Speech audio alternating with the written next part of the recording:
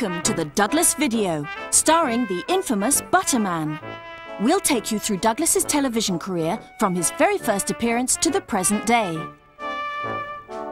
Douglas was created by Peter Lord at Aardman Animations, the same people who recently produced Wallace and Gromit. Peter explains. Well, Douglas is kind of like the descendant of Morph. We did Morph for children's TV for a long time, and Morph is this little plasticine guy that starts in a lump of clay and pops out and appears to live.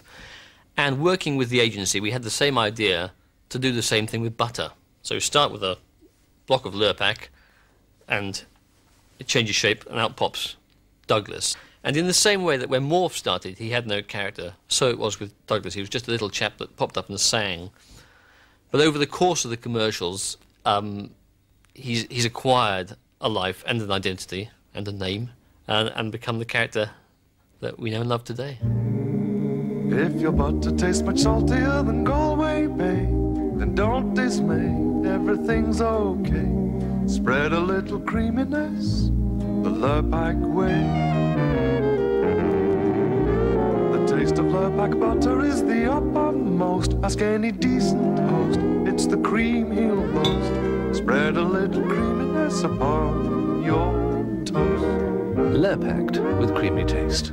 Well, to start with, he was defined by what he was doing and what he was singing. So the first 3 commercials were all just done to songs, and that made him like a kind of a... he was a stage performer, a show-off. The next time he appeared, he had to go on his toast hang glider here, this rather stale-sounding resin toast, and he flew around singing, "Lurpak's taste is delicate, here's why that is true.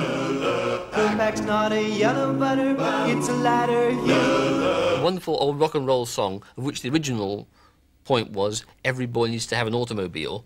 In this case, it was lighten up and spread that Lurpak taste. If you ain't tried it, you better join the queue. Use your loaf, go and spread. Go and spread. Some Lurpak taste, lighten up, go and spread. Go and spread. Some Lurpak taste. Lurpak. Well, the leader of Lurpak was sort of a gem, a gift, it seemed to me, because the words fitted so nicely to leader of the pack. And so he was a bit of a rocker, a bit of a sort of Marlon Brando in Wild One kind of figure. This bike is hard again, because, of course, if you've got a soft figure sitting on a soft bike, it would literally collapse under him. For this film, we used fake food, because animation is an extremely long, slow process. And if he had driven along real sweet corn, over the course of the hours it took to do that shot, the sweet corn would have dried out, wilted, shrunk, and generally looked terrible. I met him at the grocery store. He looked pretty creamy. Get the picture? Yes, we see. That's when I knew that our leader was Lurpak. I'd heard he was tasty, and it was so true. He was so creamy, he practically moved. He was so creamy that he practically moved. Breakfast, dinner, lunch, and tea. Beside me and my cutlery. He is so creamy, our leader is Lurpak. Well, in the 1992 Olympics in Barcelona, Lurpak decided to do this promotional thing, and they were giving away these gold coins to celebrate the Olympics. Douglas, in this one, got the chance to perform all kinds of sports which he wouldn't otherwise have taken part in. And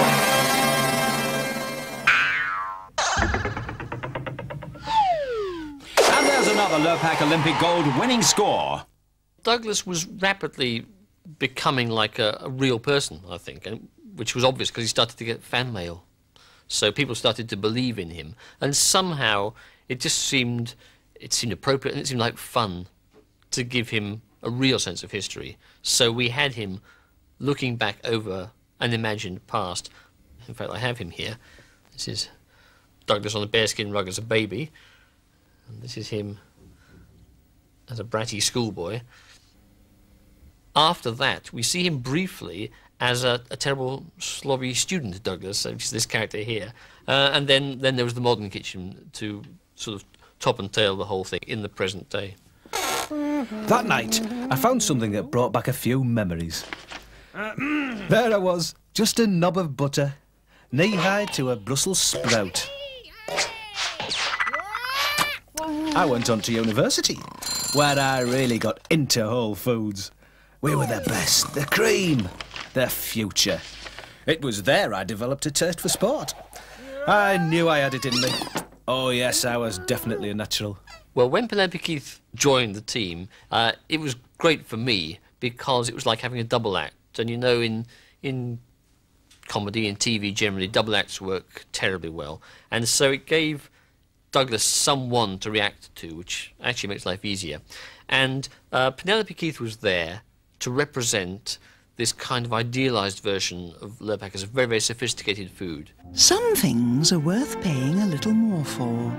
It starts to be as if we were trying to do a dead serious, glorious food commercial with beautiful pictures of the product the whole time, everything exquisite and tasteful, lovely music, and then his usual, impetuous self basically interfering, or in fact not interfering, trying to help out, because he thinks, evidently, that this commercial's rather dull, and he can make it more fun by performing with his trombone or whatever it is.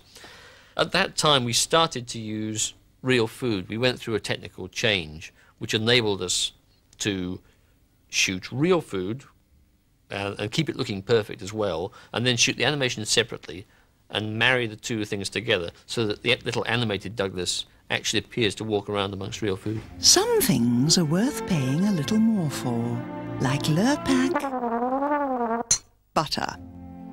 Made from a delicious blend of the finest creams, only Lurpak has that fresh, smooth, sophisticated... I said sophisticated.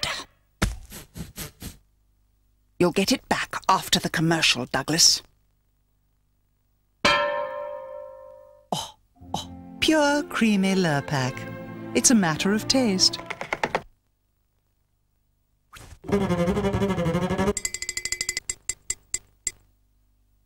Well, I see him as developing very much more as a personality. Early on, he was just a performer, sort of doing whatever he had to do. Now, we really start to know him as an individual, I think. And he starts to play up to the camera and be very aware of that. And so there's this one where he doesn't want to deliver a line, and Penelope Keith literally shoves him into shot and says sort of, get on with it, do as you're told. And he delivers his little speech to camera, the lines he's learnt, obviously. And he says it in a very artificial voice. He kind of goes, Lurpak butter is made from a delicious blend of the finest creams. That's more like it. In Asleep, the joke was that Penelope Keith was trying to sort of sneak in an ad while Douglas was asleep. So she thought she tries to whisper, in fact, so that he's not woken up, so she can get through a nice, proper, sensible commercial for Lurpak without being interrupted by this buffoon with a trombone. As any culinary connoisseur will tell you, no other butter tastes quite like Lurpak. Pure, creamy Lurpak is made from a delicious blend of the finest creams. Lurpak, it's a matter of taste. 1, 2, 3, 4. I mean, one of the things I like about him is that he absolutely doesn't give up. He's working with Penelope Keith, who's obviously big and tough and dominant and a bit of a bully, but he's not going to give up. He keeps dashing back, determined to play his little tune and be a star. And there's this great scene in the Christmas one we've done, which kind of, for me, sums him up beautifully. And I'll leave you with that. Oh, go on then, as it's Christmas. I heard it was tasty and it was so true. He was so creepy. Well, that's the story so far. We hope you'll continue to enjoy watching Douglas in the future. And don't forget, there's enough room on the end of this tape for you to record Douglas's next few appearances. So keep an eye out.